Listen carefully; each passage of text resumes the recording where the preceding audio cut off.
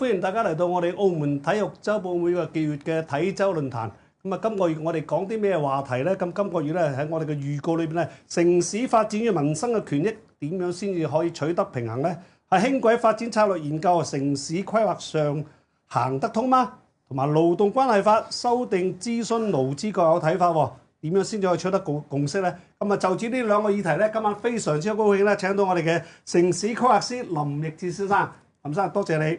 咁啊，另外咧，我哋所專欄作者大家都認識佢噶啦，殷慶月。咁啊，兩位咧今日嚟我哋講，咁我先睇睇究竟我哋最緊嘅第一樣咧，我哋關乎我哋咧就係即係成個城市或者旅客都關心嘅一個集體運輸，佢就係輕軌啦。咁啊，輕軌咧最近咧喺1月嘅時候咧就開始嘅諮詢嘅最新嘅情況。其實我自己本人咧都係一個非常關心輕軌㗎啦。其實就係我哋輕軌咧，嗱，我俾少少資料片段俾大家睇下。其實喺2003年啊。2003年嘅時候咧，我哋已經開始諮詢同埋開始興建啦。嗱，呢本書咧非常有價值啊！呢個係2003年第一份嘅澳門嘅輕軌捷運系統嘅計劃。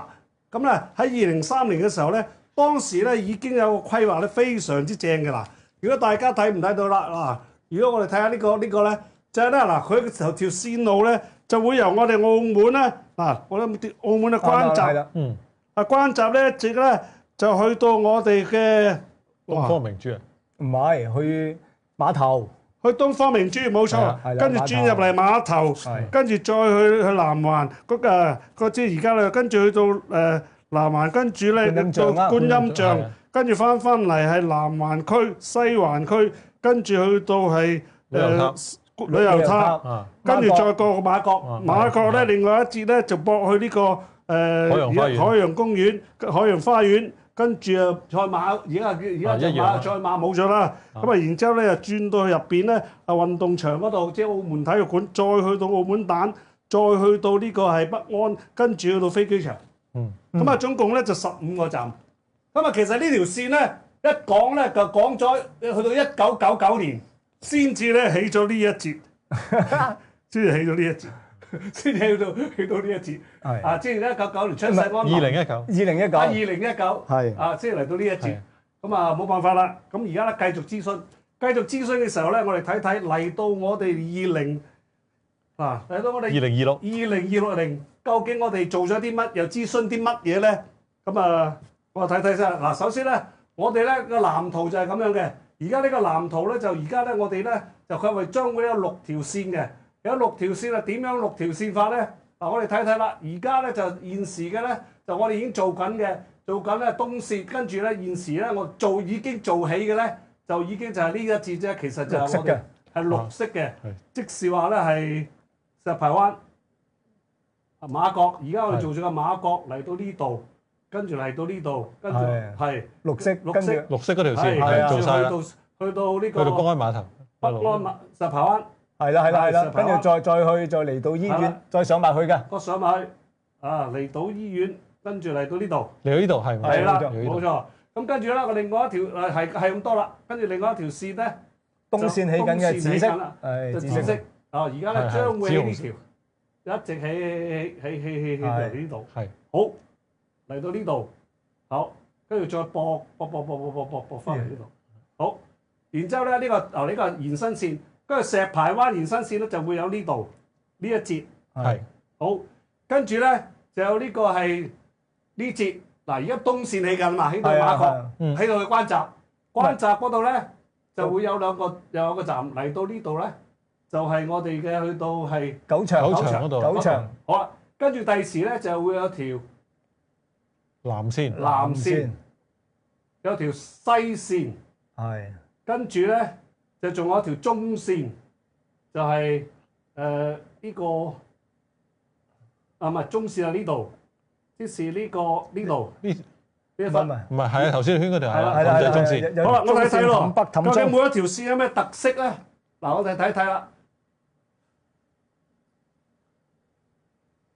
嗱，首先咧，東線咧就會睇到啦，東線嘅延伸線咧就睇到啦，就關閘，跟住青茂。跟住去到市民公路，好啦，然之後未來個公園啦，咁然之後另外一條延伸線咧，就係由呢個石排灣站，即係而家石排灣站咧，就會去到熊貓館，去到荔枝館，跟住再去到路環市區站，好啦，跟住再遠期啲啦，遠期啲咧就會呢一條啦，遠期啲咧就係南線，南線咧就會係7公里長嘅，就會喺邊度咧？由馬國馬國跟住之後我哋一直去到青茂嗱，港珠澳大橋，去港珠澳大橋嗰邊，港珠澳大橋嗰邊。唔係呢度前一格，呢條係冇錯啱啦，係呢度係啦，係啦，係啦，跟住咧就一直去西環、南環、城市日、皇朝，跟住去到東城 A 區嚟㗎啦 A 區嚟㗎新城 A 區啦，係新城 A 區啦。好，跟住再去咧，跟住第二條我哋就碼頭嗰邊啦，即是由馬國一直去下環街、新馬路、沙梨頭、筷子基、青茂，咁樣去到。咁啊遠期啲啦，再遠期啲咧就海洋站嗰邊啦。海洋去到新城去到北安，係哇好遠啊！呢個真係氹北氹北啦。好啦，我哋先睇睇嗱喺呢條線嚟講，究竟兩位嗱佢就個輕軌個5大設計特色咧，環形一個大環形啊，跟住呢度框住呢度澳門區、路環區、氹仔區，跟住咧地下走全天候覆蓋生活區，新系統新技術。咁啊，兩位對呢一個或者想問下林 Sir 先啦。咁你喺城市規劃裏邊呢一個 O 唔 OK？有啲乜嘢要注意咧？我諗起環狀線應該係所有大城市都會傾向咁做嘅，呢個比較正常正路啲嘅做法嚟嘅。咁但係我哋會睇到其實最關鍵嘅就唔係淨係睇個藍圖，係我哋睇佢嗰個實行嘅時間表。好，有近期、有中期、有遠期嘅嗱。近期咧，即係我估佢嘅意思，即係話可能係本屆政府可以推進到嘅。中期我哋去個畫面先，我哋導演去個畫面嗰度，去個大畫面嗰度，係好，係啦嗱，近期嘅咧就應該本屆政府可以推動啦。中期可能可以本屆政府可以創設一啲條件俾佢啦。咁至於去到遠期嗰啲咧，即係我都要同市民真係要講翻聲，唔好太過寄予厚望啦。因為呢個可能超出咗呢一屆政府能夠影響嘅範圍，尤其是後邊嗰兩條線。咁如果譬如而家呢個佈局，我哋最近期嘅啦，我哋東線起緊啦。我哋東線係我哋比較睇近啲啦。東線我哋已經做緊啦，即係已經駁到去我哋呢度啦。去到關閘啦，OK， 好啦，咁同埋而家我哋亦都有我哋其他嗰啲啦，即係我哋關閘啊嗰啲啦，呢一節係去到呢節，好啦，咁其實就係而家最短期嘅咧，就係東線延伸同埋石排灣延伸啫喎。中期嘅南線咧就非常好喎，由呢個關閘一直去到我哋新馬路啊嗰邊，然之後去到西環，跟住嗰邊接待過嚟去到關閘。咁其實就話最快會唔會係延伸線同埋呢個南線咧？即係話呢個叫西線。南線咧？南線會容易過西線嘅，因為南線有個好大嘅優勢就係佢一經過嘅地方咧就冇乜人住。係啊，呢個好緊要嘅，係啦，而且南線經過嘅地方咧，道路比較寬闊，相對嚟講，係啦，而且南線因為佢喺港珠澳大橋嗰度出嚟，其實依家港珠澳大橋嘅公共交通，我諗大家都有目共睹嘅，係啊，係要想啲辦法嘅，係啊，咁南線係可以支援到，係可以支援到嘅，係啊，即係南線呢度，西線啦，呢條西線係。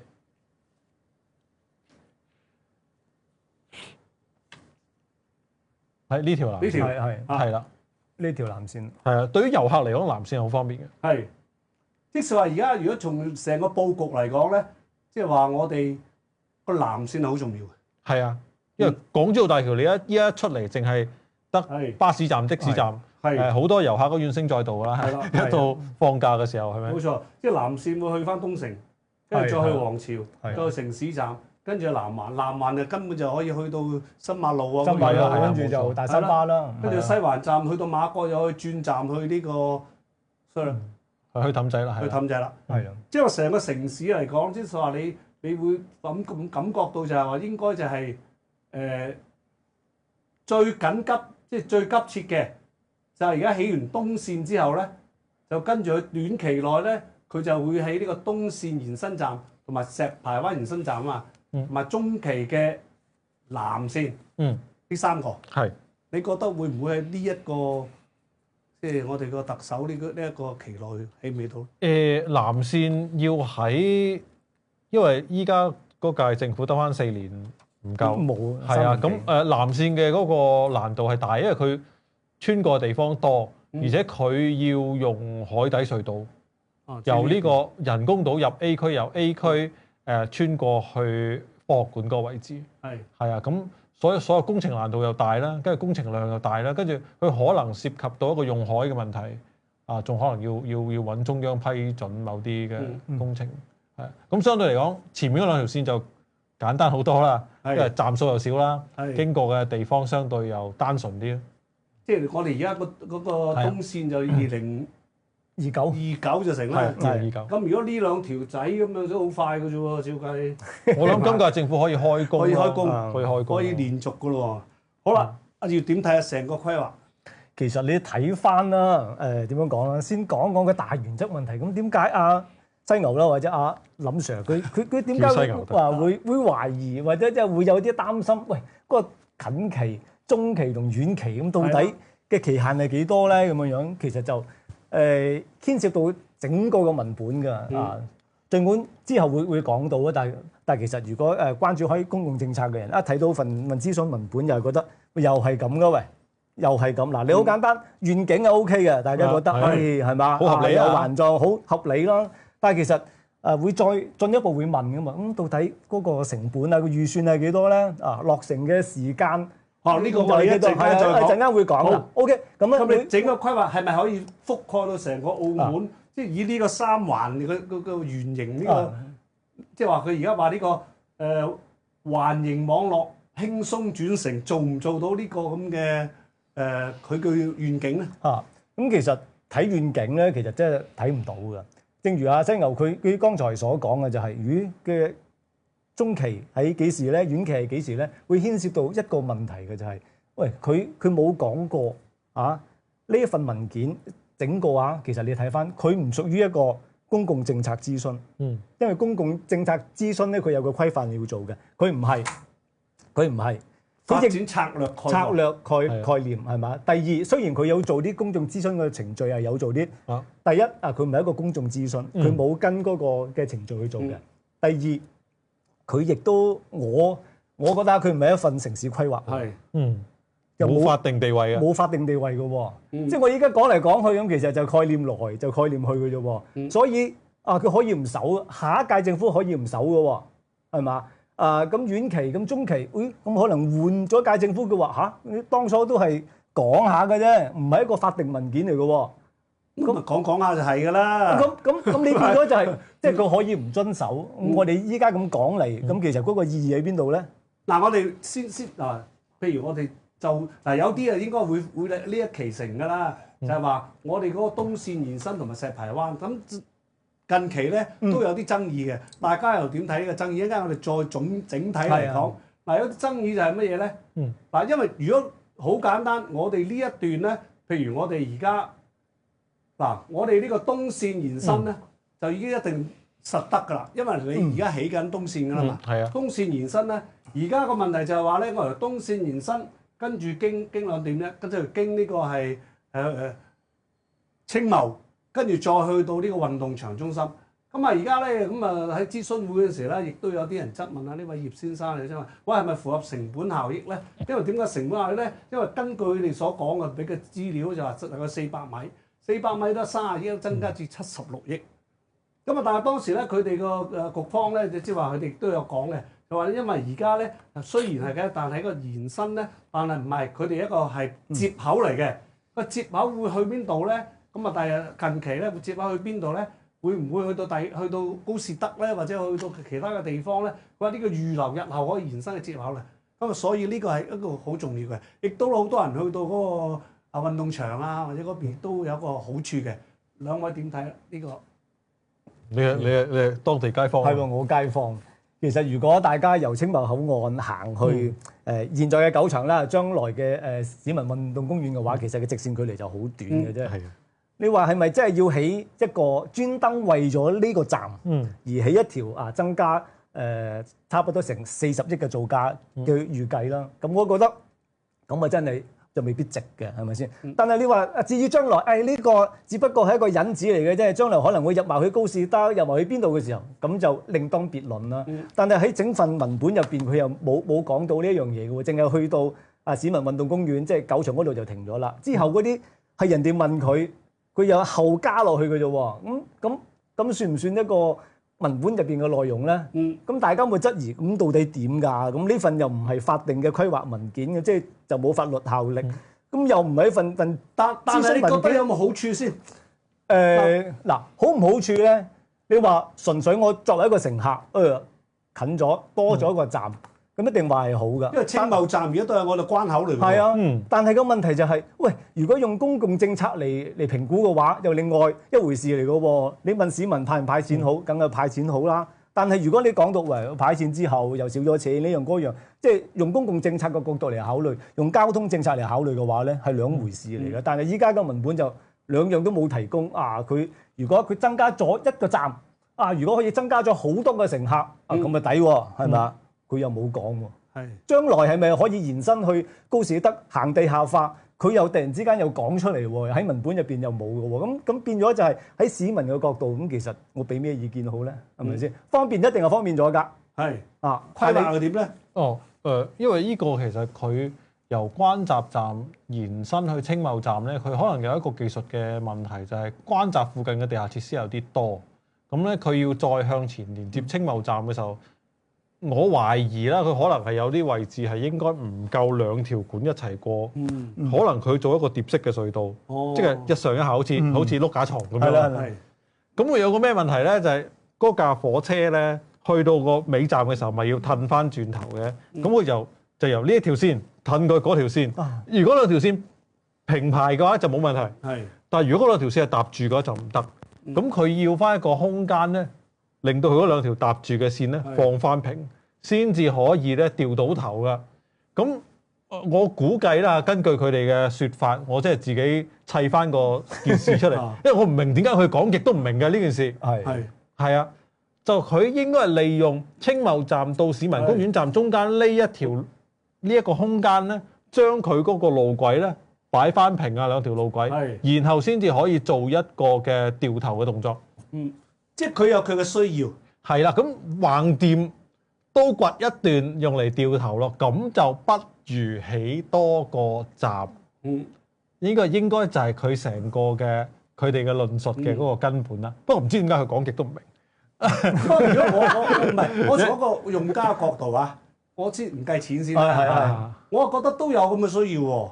因為點解咧？好簡單，你去到關閘站嘅。第時關閘站，因為你青茂站係24小時㗎嘛，係嘛？咁你有咩事24小時？你青茂站其實將來都唔少澳門居民過去利用青茂站或者係咩之類。咁跟住市民公園亦都係一個問題，即係已經如果起咗一啲落成之後，亦都好多人會去嗰度喎。咁如果你嗰度嘅巴士咪停車場都未必會用得着。但係如果你問我嘅話，我都係會話停喺市民運動公園係有啲浪費嘅，即係淨係停喺嗰度，冇錯啦。如果就咁停咗夠橫家腸，咁就係啦，因為依家佢成個藍圖都喺嗰度停嘅啫嘛。係啊，咁其實我覺得向前行多1-2個站，咁佢嗰個效益會大好多嘅。即係例如可能係轉過去林茂堂嗰邊啊。係啊，咁佢都係行多2個站到啫嘛，而且全部都係陸上做嘅。比起佢隔離嗰條西線易做好多，係啊，喺陸上做比喺水上面做簡單好多。咁即係呢條線其實都係有佢可取嘅地方嘅。如果佢繼續向前做，繼續向前做，即係既然抌得咁多啦，如果佢有一個成本效應嚟講，我爭少少錢整多2個站，可能仲加效益更大。係啊，因為我哋會睇到沙梨頭同新橋呢啲舊區，其實嗰啲市民咧嗰個人口老化得好犀利。係啊。即係你要佢再逼巴士咧，其實都唔多點。冇錯啦，咁即是佢如果有呢個佢有後著輕軌嘅話咧，係啊反而對佢哋都係有一個好處嘅。嗯 OK，咁即係呢個咧，其實就話除卻咗呢個成本嘅問題咧，同埋呢個橫鴉腸嘅問題。係啊，你真係唔知佢想點。可以拉長少少。係既然係延伸嘅，不如就一次過呢個延伸線咧，就做多幾個站啦，係啊，係嘛？係呢個好。咁啊，第二個爭議點咧，我哋又睇下咯，就係呢個呢條咧就講到，亦都咧話呢個都其實咧就話問題係條線就 O K 嘅，問題係乜嘢咧？嗱，呢條線就石排灣站咧，一直去到熊貓館，跟住去到荔枝碗，跟住荔枝碗旅遊區啦，跟住去路環市區，咁啊亦都幾好喎，好似係幾好喎。咁啊，但係問題咧，點解啲人抗議咧？點解啲人有啲問題出現咧？我哋睇睇究竟嗰個關鍵係咩嗱？嗱，問題係乜嘢咧？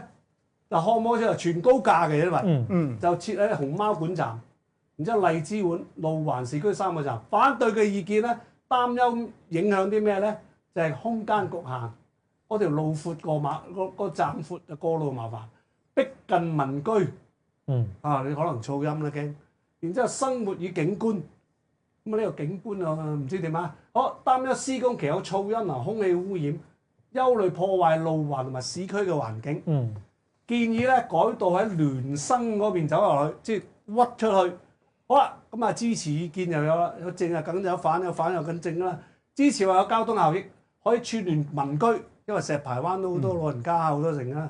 學校同埋景點，同埋極大咧就便利到居民，尤其是長者嘅出行。咁亦都係或者噪音亦都唔好啊！而家都交輪嘅系統配合隔音屏風、噪音風攞低，反對改道。嗰度有公園風區咧，又成本又高咗啦，施工又難咗啦，夜間治安又欠佳啦，行到嗰邊好靜啊，好靜喎，大佬。好靜嘅。好啊，呼籲咧重視沉默嘅大多數，顧全全體大嘅眾嘅利益。好，點睇呢條線啊？好，係點睇呢條線啊？我覺得如果你單純從技術上睇係冇咩問題嘅，因為其實嗰個石排灣馬路係相當之闊嘅。咁如果按照氹仔嗰個高架輕軌嘅經驗係綽綽有餘嘅。綽綽有餘。係啦，技術上嘅問題唔大嘅。不過我覺得更加大嘅可能係點樣好好咁樣同啲市民溝通咯。其實呢個係講緊10幾年嚟一直嘅問題嚟㗎。無論佢喺倫敦街又好，喺黑沙環又好，點樣好好咁話俾啲市民聽，其實嗰件東西係點樣嘅，佢會產生幾大嘅影響，尤其係依家已經氹仔都有一段咁活生生喺度用緊，係啊，咁我覺得其實政府可以同大家溝通得更加好嘅。咁至於嗰個破壞景觀嘅問題，呢一個係比較緊張啲嘅嗰段，因為佢又有路環嘅山體啦。係啊，一邊係路環嘅山體啦，另一邊係荔枝碗嘅文物嘅緩衝區啦。係啊，佢有一段係好窄嘅，一段好窄嘅。即係我哋而家講緊嗰個路環嘅田半街。我諗如果你揸個車經過都知嗰條路好窄。咁你仲喺上面高架咧，其實係有啲難度嘅，係有啲難度嘅。好處同壞處咧？咁其實你話啲方便咁，梗係。有個站喺路環市區就最方便㗎啦，係咪先？但係個問題就即係除咗方便之外，真係有好多嘢要考慮㗎嘛。但係你睇翻個文本又係就畫嗰幾條線啫。咁啲居民一聽到有個輕軌站又大又成，一等到去個路環嘅市區度，梗係格格不入㗎啦，係咪先？咁你連一個效果圖你都畫唔到出嚟嘅，你淨畫幾條線，咁市民有唔同嘅聲音啊反對，咁都好正常。你又唔去解説，即係話解説，如果佢話。當然啦，而家有個概念啊嘛，係嘛？係啊，呢個概念。好，譬如佢話呢度啊，其實我哋可以配合個景觀嗰陣時咧，做一個站好正嘅。咁佢都冇講過喎。冇。佢淨係講話我哋會依山而建。咁點依山而建咧？又肯定係依山而建啦。咁係啊，咁大家睇到咁嗰個站有幾大，係咪會細啲定係點樣樣咧？我哋都唔知嘅狀態之下，即係正如阿犀牛剛才所講，喂，好多年都犯同一個錯誤就你要解説得好清楚，令到啲市民安心先得㗎。但係佢依家就欠缺咗啲解説啊，或者咁樣樣咯。其實佢有少少嘢係講得出嚟嘅，就係話由荔枝碗到路環市區嗰段係用單線嘅。係。不過又係市民市民其實唔係好明佢講緊乜嘢。係啊，個單線你睇翻去白龍嗰度，你咪知咯。跟住我喺現場嗰個諮詢嗰個場度，佢話呢度其實可能都有延伸嘅喎，可能第時去到橫琴啊，或者去可以即係再延伸去第二度，有一個空間嘅喎，其實。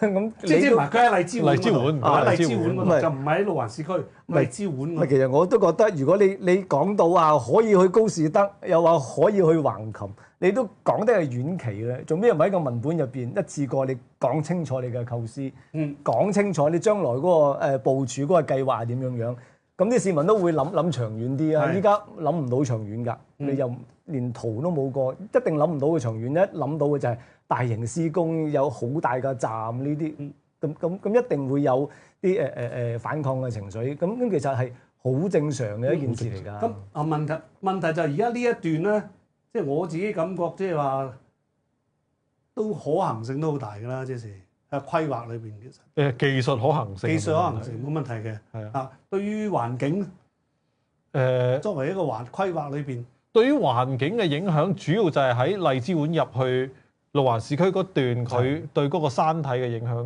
究竟去到咩程度啦？咁入到路環市區就係睇佢點樣做一啲嘅方法，令到佢嗰個景觀影響減到最細啦。係啊，呢兩點最重要啦。係啊，咁至於再前面嗰啲就係我覺得最重要嘅就係點樣同市民溝通，即係溝通同埋點樣設計嘅問題啦。咁啊，最後我哋再傾一樣嘢就話啦。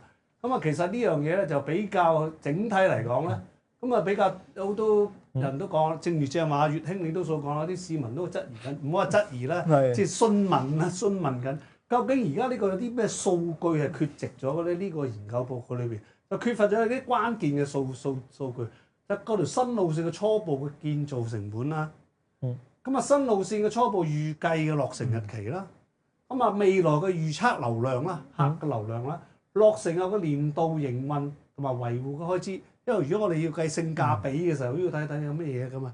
因為歷史借鑑咧，氹仔線起嘅時候咧，就話費用啊超支都停超支。咁啊當然當年比較補貼大啦。喺缺乏呢個核心嘅財務同埋客量數據，公眾點樣評估性價比咧？政府下一個階段應該如何去補充呢一筆經濟嘅帳咧？呢個帳目嚟㗎嘛。咁其實整體嚟講，係咪有呢幾方面嘅缺乏咗咧？經濟絕對係啦。咁你睇到依家嘅輕軌啊其實由審計報告同政府個數據又顯示嘅，由2008年到2024年加埋個東線咧，已經係用咗344億㗎啦，已經係。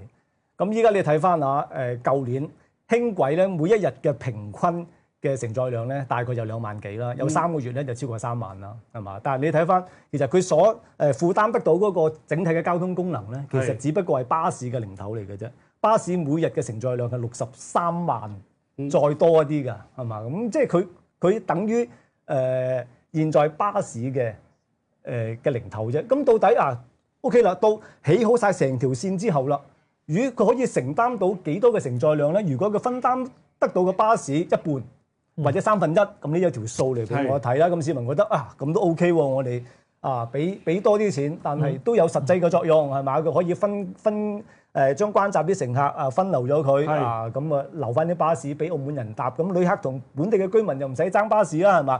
俾多啲錢冇問題咁你都有個數據俾人去講啦係咪？你話俾300億咁都會諗下，哇！咁如果唔係喎，我整個成套嘢齊備嘅話。哇！要成1000億嘅喎，咁市民又有唔同嘅諗法咯喎。哇！1000億，我成個特區政府嘅總儲備都得個6000幾億，你用咗1000億嚟起呢啲咁嘅嘢，仲要每年2024年特區政府係俾津貼咗輕軌公司係6億幾㗎，即係佢嘅營運開支咁樣㗎。但係如果將來全部都起晒，近期、中期甚至遠期都起埋嘅話，咁可能1年係要俾20億都唔出奇喎，唔知嗱，咁如果從一個規劃同埋個流量嚟講咧，嗱，如果我哋而家最重要嘅，我哋嘅人流量，如果個城市規劃嚟講，係咪啲口岸去到我哋啲旅遊點，去啲工作點咧？我哋最常做嘅方法就係由一個住宅區去到一個就業區咯。係，即係一般嘅城市都係咁啊。咁我哋澳門有啲畸形啲嘅，咁啊，我哋澳門有好大量嘅嗰個勞動力咧係要過關嘅。係，咁變成咗由關閘去到呢個路氹城，係啦，因為關閘咁啱北區又係最重要嘅住宅區啊嘛。係啊，所以係由呢個輕軌東線其實就係一個關鍵嘅建設嚟嘅。係，如果輕軌東線去通車嘅話，相信嗰個客流量，因為係遊客會高好多嘅，遊客啦、居民啦、勞工啦，全部都喺晒關閘嗰度嚟。係啊，嗱，我哋其實集中呢區啦，係啊，遊客就會嚟呢度啦，係嘛？咁啊，嗱呢度就係呢個關閘啦，係呢個就係青茂啦。係啊，咁我哋北區係最多人啦。係啊，咁啲人喺呢度嚟啦，旅客又呢度嚟啦。我哋旅客咧又喺呢度嚟啦，係嘛？然之後我哋咧其實會唔會嗱？而家條東線就係咁樣啦。唔係喎，呢條唔係東線，東線喺呢度。係即係呢一條西，呢條係南線。其實就話，如果我哋最迫切嘅嗱呢條西線咧，最迫切，如果我哋起完呢條東線嘅時候，東線2019啦，2029啦。咁最迫切之後2029，最迫切係呢一個，然之後呢一條又可以啦。咁其實如果我哋起埋呢一條，OK， 即使話我哋東線第二階段喺呢度，已經暫時嚟講，已經對我哋嘅人流、機場嘅、船嘅、陸路嘅、全部口岸都到晒嘅，全部已經 cover 晒啦。係，基本上係㗎啦。主要口岸都到晒。咁呢一個咧，其實就係咧2023年版本嘅。2003年。其實咧，我哋其實而家講緊呢一個咁嘅咧，即係我自己因為對我哋係有感情、有同情嘅。其實就係2003年嘅一個線路嚟嘅。係啊。但係我哋虛耗咗20幾年。係。即係我其實即係有少少氣憤嘅。係。因為其實而家咧，從我正話阿林生所講。我哋嘅遊客，我哋嘅居民區，我哋嘅旅客，我哋去翻工嘅，然後翻嚟中區呢度地方，係嘛？翻嚟中區呢度地方。咁如果我哋係話已經有晒，我哋而家條現時嘅線路東線延伸，同埋呢個係南線，咁啊同我哋2003年嘅規劃係一模一樣，係基本一致嘅其實。基本係一致嘅，但係我哋等咗24年、20幾年、23年、4年啦，23年唔止添啊，仲未啟動啊嘛，都未啟動啊嘛，都未啟動啊，都未知將來嗰個狀況係點樣樣。啊，呢個唔係我自己整出嚟㗎，呢個真係2003年嘅研究報告嚟㗎，係嚇咁新淨嘅，係好似假嘅，咁點解好似啱先影嘅，唔係咁啱先印出嚟，唔係㗎。呢個係2003年嘅，係咁所以咧，我哋規劃嚟講咧，我哋個憧憬咧，我哋都希望能夠咧，即係話喺呢幾年嘅時候，所以我哋歸納今次我哋覺得就係話，希望我覺得就話喺即係話，如果咁樣講，即係近期加多個加2個中期，唔係西線就麻煩啲啦，係啊，麻煩好多，西線麻煩好多，西線麻煩好多。即係其實就呢3個咧，盡快做咧就已經可以滿足到我哋現時嘅一個需求嘅，係嘛？好，咁我哋咧呢一節嗰個輕軌嘅發展策略研究嘅探討咧，就告一個段落。我哋下一節咧再傾勞工嘅問題。我哋下一節見。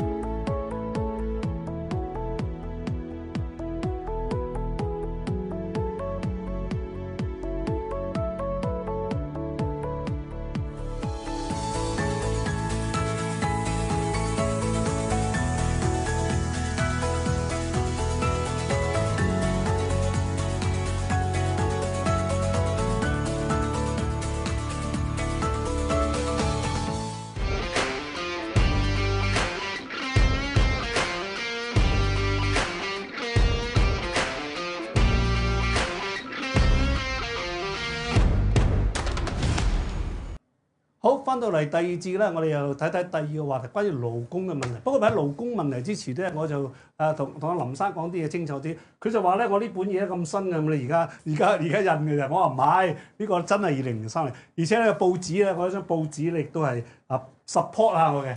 因為點解咧？嗱，呢張報紙咧係2003年2月20號嘅，2003年30億咁嗰陣時咧，其實就話嗰個資訊佢都有個價錢俾我哋嘅喎。即係咁多條線啊，咁多條線路咧，30億底啊！佢係以30億元，30億嘅啫，30億嘅咋，起碼佢都有個數俾我哋睇。係當年啊，其實就話都話，係咪一個大工程咧？當年當然係啦，天價，但係當年嘅天價，但係咧當年嘅司長啊，就話咧，其實就話係值嘅，因為呢個價錢要值嘅。其實係㗎，呢啲基建咧就唔一定賺錢嘅，唔一定係大花費嘅。咁我哋就睇睇啦。咁啊，做嘢乜都做嘢要勞工㗎。咁今次咧，我哋睇下勞工近期咧就係一個叫做勞動關係法嘅修訂諮詢。咁啊，希望能夠產假年假，希望增加勞資利益咧，就點樣平衡咧？咁啊，當然啦，勞方同資方永遠都好似係一個對立面㗎啦。咁今次佢哋要求啲乜嘢咧？我哋就睇睇咯。好啦，今日修法建議咧就係有薪假期調升，由而家70日啊，調升到90日，其中30日咧就可以提前。以前就話係前4後6嘅啫，前4後6都係10個星期啫，以前10個星期2個月左右啫，2個月左右，而家唔止啊，而家係90日。好啦，配套補貼啊，政府話唔緊要啦，你哋既然大家都辛苦咧，佢中小企咧提供最多20日嘅產假補貼。好啦，第二樣嘢就係有薪年假啦。除咗產婦之外咧，我哋勞工都有啦，引入按年資遞增嘅機制。咁而家我哋6日嘅啫嘛，規定勞工嘅假期6日嘅啫。喺呢基礎上咧，滿2年增加1個工作日。咁即係話你如果做多2年咧，就最多12個工作日。12個2，即係你做咗24年先至12個工作日，做幾晒？做咗24年，半世人先至有半世人同佢打工啊，先至有12日嘅工作㗎。咁當然啦，有啲公司係唔使嘅。好啦，咁啊勞方主要訴求同埋建議係乜嘢咧？喂，除咗呢個咧，勞方仲有啲要求喎。因為幾個諮詢之後咧，佢話咧，不如咧，除咗呢個之後咧，係有事嘅家庭，而家又話希望生多啲仔女啊嘛。既然有事嘅出去，男士都有薪假期咧，由5日調升到7或者10日。建議啦話，如果生孖仔咧，又可以有額外嘅；如果剖腹產咧，又可以有額外喎。因為剖腹產個休養期會多啲嘅喎。嗱，所以而家3至5日，即係增加到3至5日有薪嘅家庭照顧假，咁啊照顧患病嘅子女嘅同埋長者嘅，即係增加多3日。好啦，年假嗰個遞增又點咧？希望基礎咧而家由6日咧就變為7日，即係7個工作天。咁啊，其實以前6個工作天就等於1個禮拜㗎啦，因為一般嚟講6日啊嘛，有7日。好啦，封頂上限至到14日或者以上，甚至乎建議25日，仲最好咧就每年2年增，改為每年遞增，咁啊合理啲嘅，每年遞增都可以嘅。如果唔係你做到24年先得嗰幾日。好啦，呢啲係我哋嘅雜誌澳門日報資料來源啦。喂，勞方咁啊，資方喂大佬唔係啊，資方亦都就話有壓力喎。壓力係咩咧？增加假期對人手不多、經營困難嘅中小微企造成雙重壓力，不單止成本啊，好似你得2個人嘅話，你一個放咗假，你唔係第二個頂佢噶嘛，我哋要揾個人嚟頂啦，即係要雙倍價錢噶咯，即係你俾90日唔係俾90日個，你俾180日嘅錢噶咯，係嘛？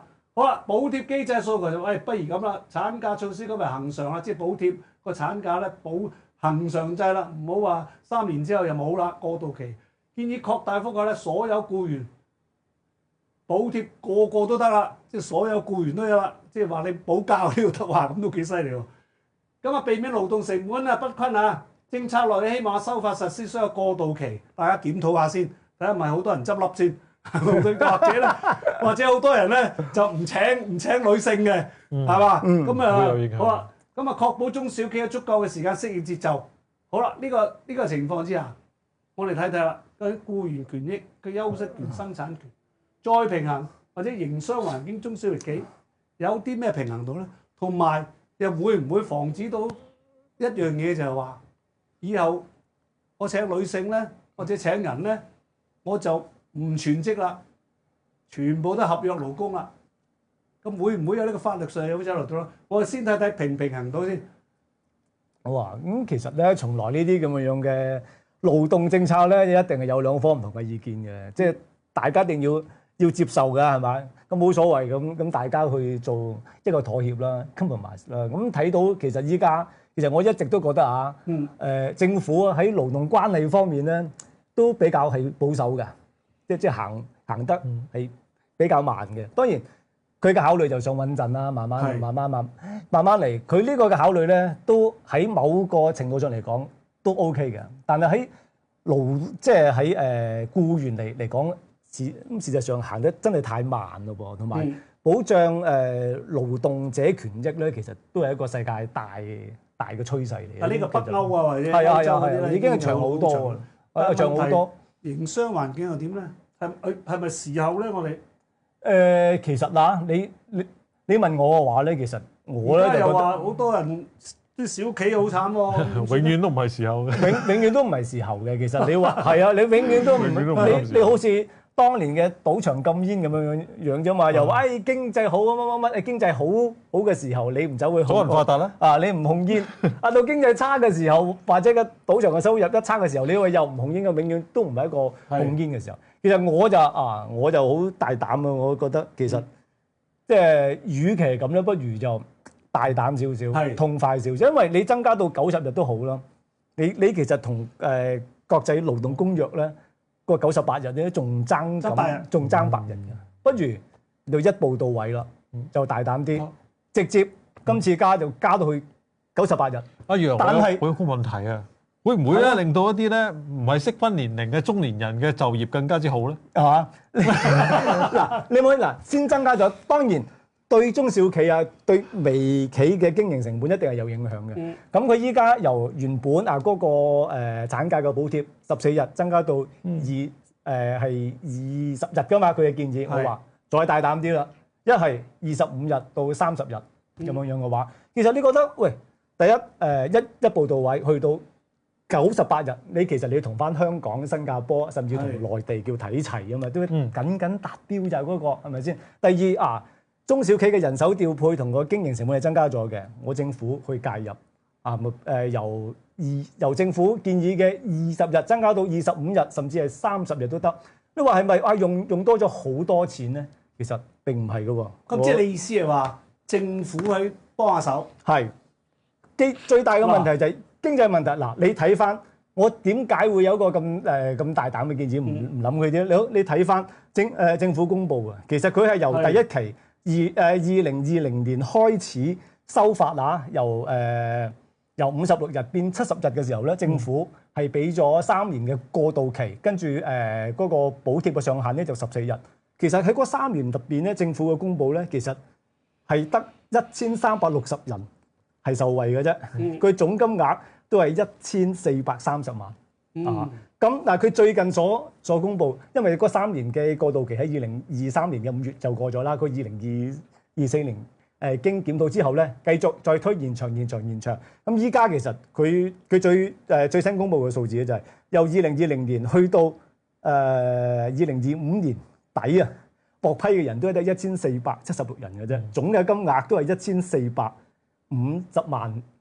即是話補貼嗰度咧，其實申領嘅人唔係好多嘅，唔係好多，同埋每一個人無論你用前數字或者用數字都好啦，佢嘅補貼額都係10500蚊左右，係咪先？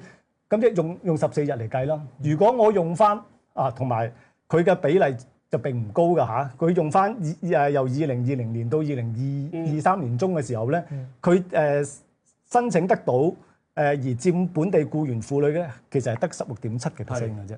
咁其實嘅比例就唔高，即係話就算我哋去到嗱，我哋依家就用我剛才所講嘅佢係由14日，我建議佢去到28日，增加1倍啦。一個人咧變咗2萬蚊。我就算當舊年嘅出生數字2800幾，我當夠佢3000。我俾晒佢啦！佢剛才嗰個建議啦，所有人我俾晒佢，都係6000萬，好少錢。6000萬，你嗰個睇法咧，係成立對於一啲大企嘅，唔係係嗱，但係而家佢而家咧，對於呢個小企咧，佢係叫做雙重壓力啊！係唔係？因為佢除咗俾我明嗰個員工90之外，唔係即係要揾多一個90日嘅員工嚟頂咗個位佢，頂佢個位，只要俾多份錢，咁仲呢啲要呢個係生手嚟嘅添。係咁，你可以再協調一啲嘢，即係話如果你純粹去睇呢樣嘢嘅話，你就好簡單，一年其實係冇6000萬咁多㗎，肯定。你一年特區政府嗰個年度嘅預算千幾億㗎，都過千億㗎。如果你可以一年用唔到6000萬，你可以令到咁多個家庭開開心心，係咪先？咁我覺得又可以考慮喎。啱嘅，係嘛？起碼我哋一個叫做友善家庭嘅係啊，政策冇錯啊，係啊，咁你唔使諗，當然就用唔到嗰6000萬嘅，一定係。另外一個問題啦，林生嗰個啦，即係話咁嘅情況會唔會一啲請人會真係走法律啦？即係我所講嘅，我唔請全職啦，我請合約勞工，會唔會發生呢啲咁嘅嘢咧？你話會唔會個趨勢有啲咁嘅趨勢咧？嗱，我喺法律上又得唔得啦？譬如好簡單，我作為一個僱主，喂，我啲中小企，我話唔好話無良啦，我只不過覺得我只係計盤數啫。我阿月，我請你幫我手做我哋做我哋嘅記者2年合約，假期就係幾多㗎啦，係咁多啦。2年後我又同一個合約，至多加下啲人工嘅啫，嗰啲福利嗰啲冇嘅。咁我咪避開咗呢啲每年遞增產假呢啲咁嘅嘢啦，得唔得咧？喺法律上嗱，我自己做城市規劃嘅，我唔知啦。但係我會諗嘅就係，如果佢假期多啲嘅話咧，可能咧對於個城市嘅消費咧會使得錢多啲，即係可能會帶動嗰個經濟嘅增長係啊，尤其是生小朋友，因為過關消費喎。生小朋友好難嘅，係啊，同小朋友有關嘅消費咧就會相對咧鬆手好多嘅，係啊，所以我會諗同埋相對嗰啲各種嘅咩公園啊、學校啊等等嗰啲公共設施啊嗰啲都會有一個，即係當你係一個小朋友好友善嘅地方㗎，咁其實呢啲嘢都會慢慢去改善翻，即係可能係對於成個城市嘅生活嘅環境咧有啲改變都唔定。係即係從一個長遠嚟睇，從一個先進嘅城市或者友善家庭、幸福感嘅家庭嘅地方嚟講咧，即係呢個不失為一個需要大家變下嘅。但點樣協調到？正所謂點樣去到呢個平衡到咧？咁真係要大家一齊睇啦。你再唔係嘅話，你可以由90日之後嘅假期，嗰8日你可以有個機制嘅僱主同個僱員可以係協商，俾錢又得，你俾假又得。你依家都有先例㗎，你依家啲3公都咁上下啫，都有個協商嘅機制係可以去做呢啲嘢。咁其實係爭咗你諗唔諗嘅啫。冇錯，但係最緊要咧就係我哋嘅經濟要復甦先得。係啊，冇錯咧，我哋啲你乜政策都唔得㗎，其實中小企都喊晒口嘅時候咧，唔好話俾勞動假期請人都未必請啊，係咪啊？